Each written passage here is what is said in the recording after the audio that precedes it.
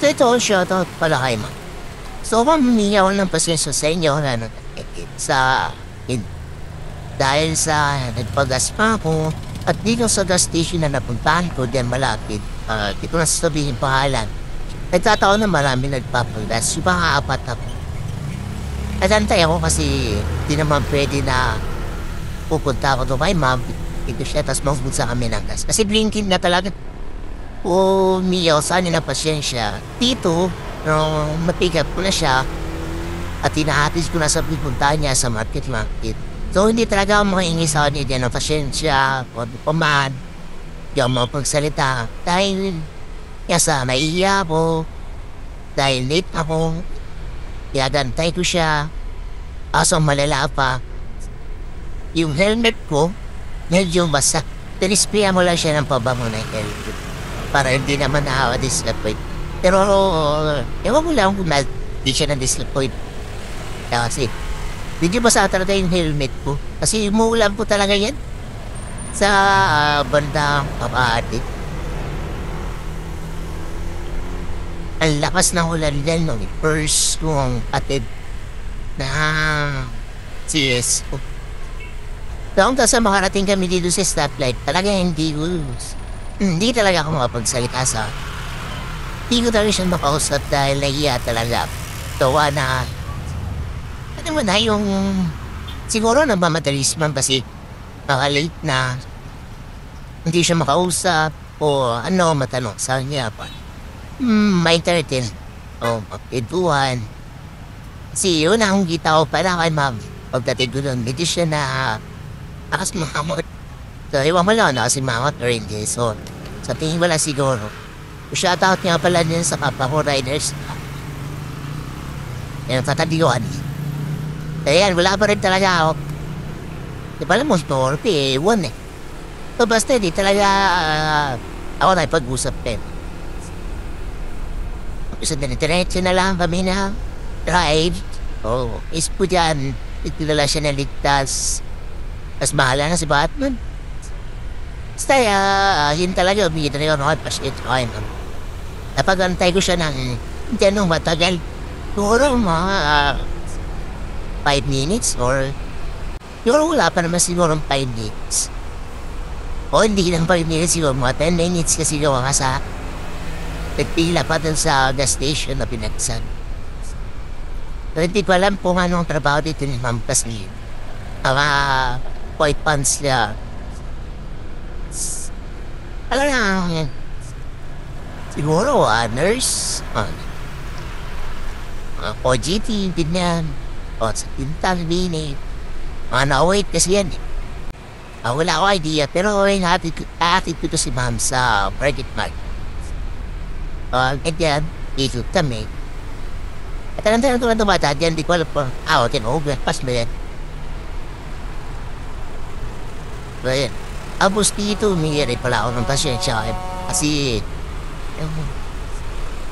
siguro yung truck na yan, yung mixer na yan. Pagdating ng BGC kasi, guys, hindi ko akalain na hindi gasya yung pandem, sir, malaking truck. So, kita niyo dito guys na muntikan talaga kami.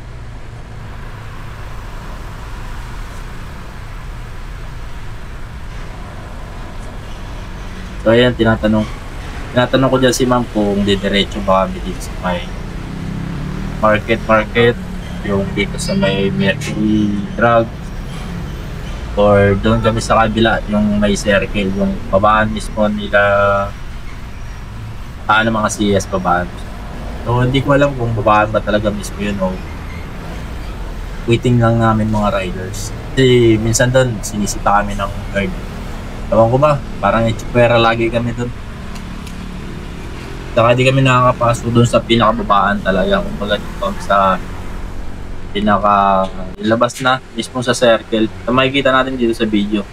Papakita sa inyo, i-explain ko sa inyo kung saan dito. Pero parang may napansin ako dito na may signboard na ng mga motorcycle. Na mga MC taxi. So, ang ingay ng aso namin, tumatahol-tahol. Ayun, mall po. Nira talaga tong aso na to kapag nag-voice recording ako. Bakit na ng boses ko, tumatawa. Ayan. So hanggang dito, makarating kami ulit sa stoplight, di pa rin ako nagsasalita. Wala pa rin akong sinabi. Pakatorpe ko talaga. Ayan guys, makikita nyo yung kanina yung mixer na yon. Pagdating niya sa stoplight, kasi hindi pa pwede left turn. Siyempre, parang tayo sunod sa atas traffic. Ano? Sumunod? So ayan guys, nakikita nyo. Ito. So, tatingin ko dyan, di naman ako pasok doon sa white moon, dyan sa gitna. So, dito ako banda sa may gilid. Siguro baka malaki lang talaga yung truck. Tapos yan, yun ako. So, yan.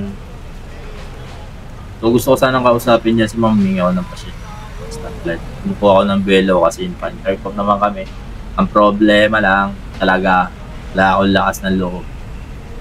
Humingi sa kanya ng pasyensya sa pagtantay sa akin. Talaga, oh. Basta pangit talaga. Kayain, torpe. Hindi makapagsalita. So, pagmintingin na ako dyan, matawid. Muni-muni na sarili. Dahil sa kahiyan. At hindi makapagkwento kay mama, makipagtigan, ano. Kasi nga, alam mo na, pinagantay mo yung sis mo, basa pa helmet mo. Ay nako, nasa akin na talaga ang lahat. Ayan. Nakikita natin dyan yung mixer na yun. Hindi na sila So, hindi pa talaga total linggo yan.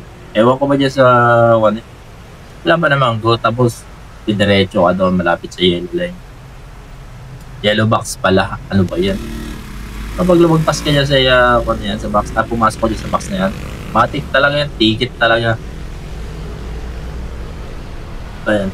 Diretso sila, wala pang left turn kasi ayan. At dito, binusinahan kami rito guys. Hindi ko talaga alam, hindi talaga kakasya yung malaking truck na yun. Ewan ko ba, ano, ayan o, nakikita niyo. May sinabi dyan si Manong, kasi siya naman, hindi ko naman pala hindi kakasya. So, sana lagi mainit ang ulo mo para darating ang araw sa kanyang init ng ulo mo, merong matol sa'yo. At sira ulo yung rider na ma-chempuan mo na. Parehas kayo may pamilya, parehas kayo mawawalan ng trabaho. So, yun lang. Yun yung nagsina sa amin. So, hindi ko alam kung nagulat niya si ma'am, ako. Lakas talaga guys.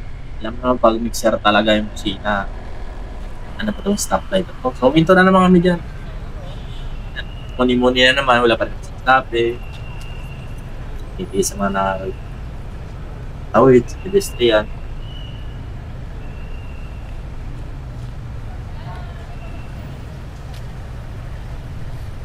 So, yan. So, madali lang naman dito sa pedestrian. Stoplight. Mga ilang segundo lang dito na. So, yan. Ito na ka.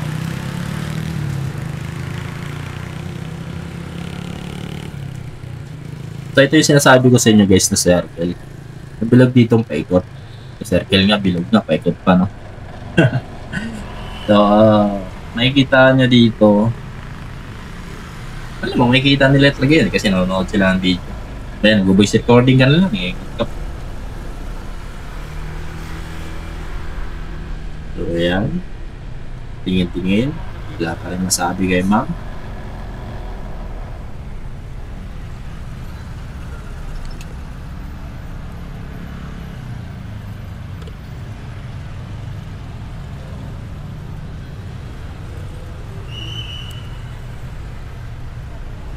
Okay lang, sama ko kayo sa vlog mo.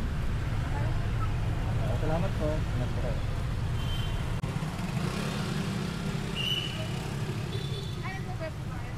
Po? Opo.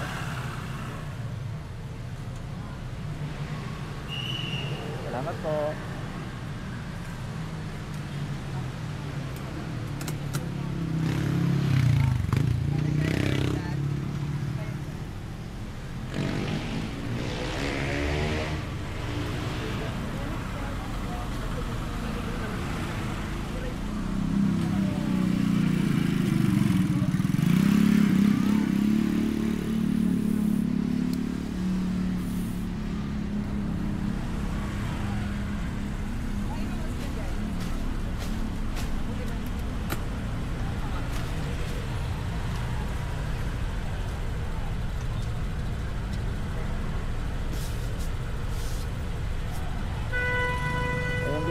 Ah, actually, pauwi na sana tayo. Kaso, meron tayo nakuha hanggang month. Papasok na market. So, hindi ko sana sa titipasin. Kaso, naisip ko papasok ko ng market. Tatabaho.